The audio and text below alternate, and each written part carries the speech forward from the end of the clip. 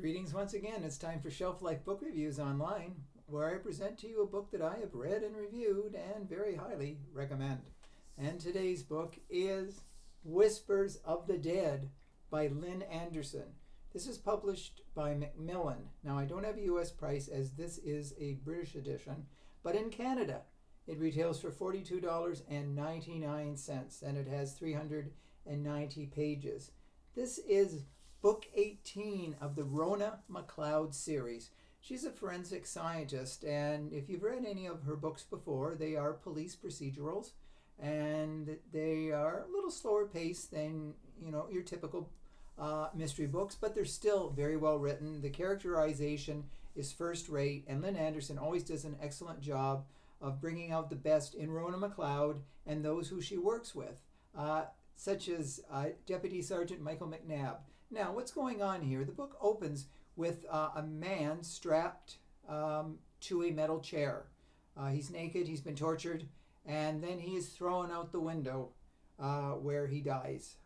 He wasn't dead before the fall, but obviously he died from the fall from a high window. Now, three teens are out in the field, the area, where they come across the body. And one of them decides to take a picture. The three kids are Dreep, Allie, and Kevin.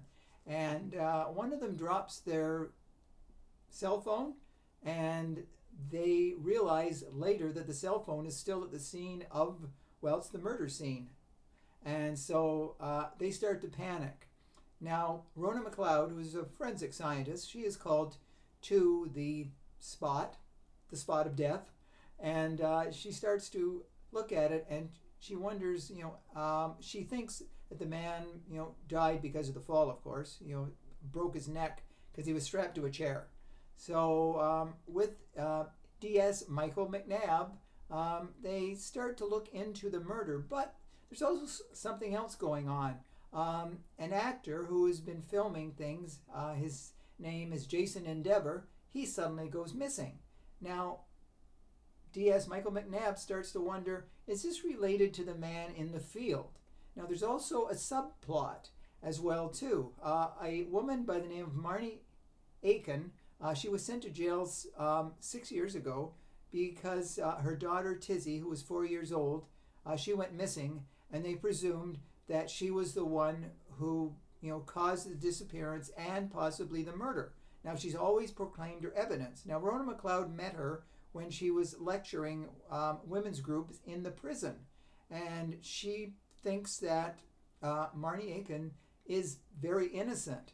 Now, she serves her sentence and she is released. Now, she goes to a special women's protection house, and she makes a doll for Rhona, because she appreciates all she's done to try to help her. And it's a replica of a Highland dancing doll. Now, Tizzy was a Highland dancer, but the doll's mouth is sewn shut. Now, I should point out, which I forgot to do earlier, the man who was found dead in the field, strapped to the chair, his eyes and mouth have been sewn shut.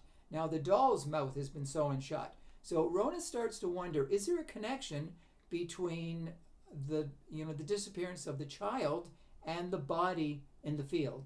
So there are other disappearances, there are other murders, and in typical Lin Anderson fashion, she really has crafted a first-rate mystery.